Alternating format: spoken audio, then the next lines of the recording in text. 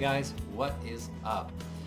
This is going to be the start of a series on lucid dreaming. So for those of you who have never had a lucid dream, it is an incredibly fun, very cool experience and highly worthwhile to learn. In fact, you can actually induce an out-of-body experience using a lucid dream. So once I get a little ways into this, I'll return back to the How to Project series and I will expand on that a little bit more. But in the meantime, this will be a fun thing to talk about. Just like projection, there's an awful lot that can go into this topic, so I'll probably just cover one small chunk at a time and break these videos out into smaller, more consumable pieces. All right, so for anybody out there who does not know what lucid dreaming is, very briefly, a lucid dream is a dream where you become aware or conscious that you're dreaming. So now from that point forward, you've got control over your actions, and your actions become more thought out and rational rather than the normal nonsensical type actions that occur during a dream. And one of the things I've been asked a couple of times is projection or is an out-of-body experience the same thing as a lucid dream? And I would say personally, based on my experience, the answer to that is no. Although it's quite possible that they are just different degrees on this very wide spectrum of consciousness. So maybe you've got waking life here and then dreams and lucid dreams and out-of-body experiences. But there are some very distinct characteristics that set these apart. And one of these I've mentioned before, and that is, for me personally, my senses are very deadened and dulled in a lucid dream. When I touch things, it feels like I'm touching things through like a thick leather glove. And when I put things in my mouth, I can't taste them. I just feel this vague, rough texture against my tongue. And the most obvious one, and I'd be interested in hearing if you guys experience this as well, is that my vision in a lucid dream is very tunnel vision-like. Like I can really focus on something, I can see things in detail, but I have to just focus on one thing and really scrutinize that one thing closely. And then I can look at something else, I can do the same, but I can't take in an entire room or an entire environment. Now with projection, granted there are varying levels of clarity that go along with a projection, but overall my senses seem to function much more clearly when I'm projecting. All right, now another difference that this is probably much more evident and a much more common difference is that projections have very physical sensations that go along with them, especially the exit. Very incredibly physical. In fact, I think that's one of the reasons why so many people believe that these are real experiences rather than internal dream-like experiences, whereas lucid dreams are very internal, very dream-like. And then the third thing I'll mention, I read an article recently that was really interesting. There's a guy who hooked up an EEG, so like a brain scanner, to a guy that was lucid dreaming, and he also hooked one up on a guy who was going to project, who was going to have an out-of-body experience. And what he found, not surprisingly, was that this lucid dreamer, his lucid dreams occurred during his rapid eye movement state, during that cycle of sleep, during rapid eye movement. And now with projections, he found that they could happen completely apart from, completely separate from rapid eye movement. There didn't have to be a correlation there. In fact, the brainwave patterns and the brain activity in the guy who was having the out-of-body experiences, a lot of times they very closely mimicked what your brainwave activity and your brain state is during waking life. So even physiologically speaking, there are some differences between these two. But again, they could just be different levels or different points on that very wide spectrum of consciousness. All right, so I think what I want to focus on today is something that will help you immensely in your efforts in lucid dreaming. I'm not going to actually cover any techniques today, but what I'd like to cover is improving your dream recall. Because let's face it, if you can't remember your dreams, it doesn't matter if they're lucid or not, right? If you don't remember them, it doesn't matter. So the best thing that you can do for your dream recall is dream journal. And what I personally believe, well, this is what I think, is that once you start dream journaling, your brain starts realizing that dreams are important to you. So it's an example of this. When I first started dream journaling, well, before I dream journaled, I would remember a dream occasionally, maybe two. It wasn't a regular thing, but as soon as I started journaling, it was like my brain said, hey, this stuff must be important. I'm writing it down every morning, or I'm writing it down in the middle of the night, and I was putting all this emphasis on it. And all of a sudden, I started remembering 2 dreams a night and 3 dreams a night, and sometimes I remember up to 6 dreams a night.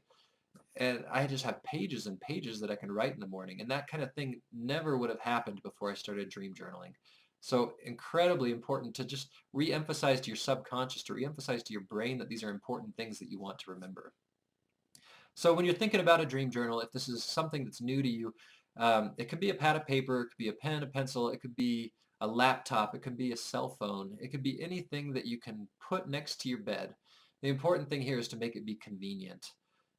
Because chances are you're not going to wake up in the middle of the night, feel like walking downstairs to your office, flip on your laptop, and then start typing, right? You're going to want to just roll over and go back to sleep. So this has to be convenient.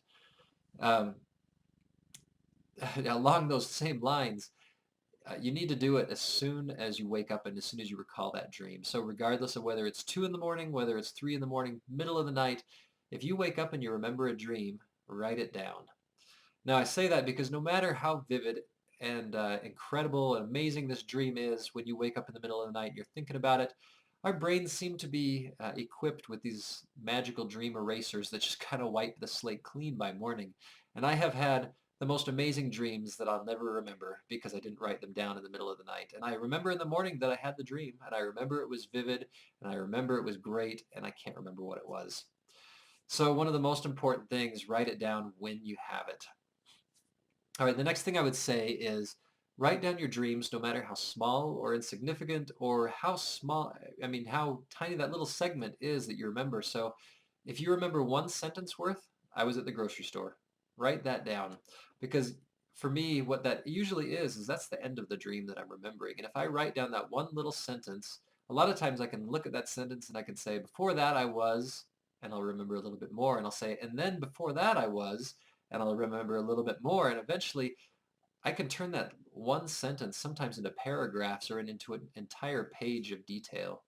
And that wouldn't have happened if I didn't take the time to write down that seemingly insignificant little blurb of information.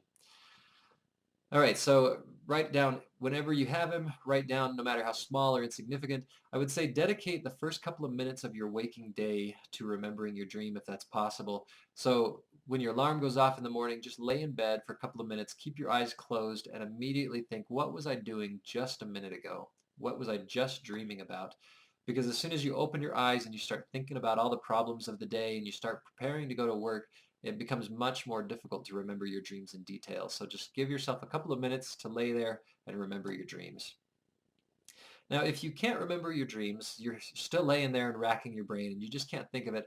A couple of things that I've done is I found that using leading type statements sometimes helps. I can say, I was just on my way to, or I was just about to, or I was going to go to, or something. And I'm trying to prompt my brain to fill in these gaps. And sometimes that'll work. Sometimes just that statement in my head and my brain will say, oh, and fill in the rest of the information. And I say, aha, I remember what I was dreaming. Now, something else that'll come in handy after you've got some dreams written down and once you've been able to evaluate certain, patterns and common occurrences, is you can cycle through things that you commonly dream about. So if there's places that you regularly visit in your dreams or objects that make regular appearances, just cycle through all of those things that you see regularly in your dreams. And a lot of times as you do that, you'll come across one, you'll hit on one that made an appearance in last night's dream. And again, it'll spark memories and it'll give you something to write down. All right, so those are the things I would say specifically to do. Um, Highly, highly recommend dream journaling. It will make an incredible difference. And it's important for not only dreaming, but for lucid dreaming and for projection so you can evaluate what you're doing right, what you're doing wrong, and move your practice forward in that as well. So very important. Personally, I'll tell you what I use. I use a program called Diaro, D-I-A-R-O. D-I-A-R-O. It's for Android. And I think it was a couple of bucks in the Android store. And there's probably other things like this. But personally, what I like about it, one, it's backlit, so I can see it in the middle of the night if I need to write something down. Two, it's got tagging type capabilities that are searchable, so I can tag dreams. I give them all titles, and I can go back and I can search through those dreams and find common recurring patterns and recurring themes. So one of the things I dream about regularly is my cell phone. It makes a regular appearance in my dreams. And so I could type in the word Android and it'll say, oh, here's 32 dreams that you wrote, or where you wrote the word Android. And you can find things that you dream about most regularly. A couple of other cool things about this particular app is it backs up to the cloud, so I never have to worry about losing my dreams.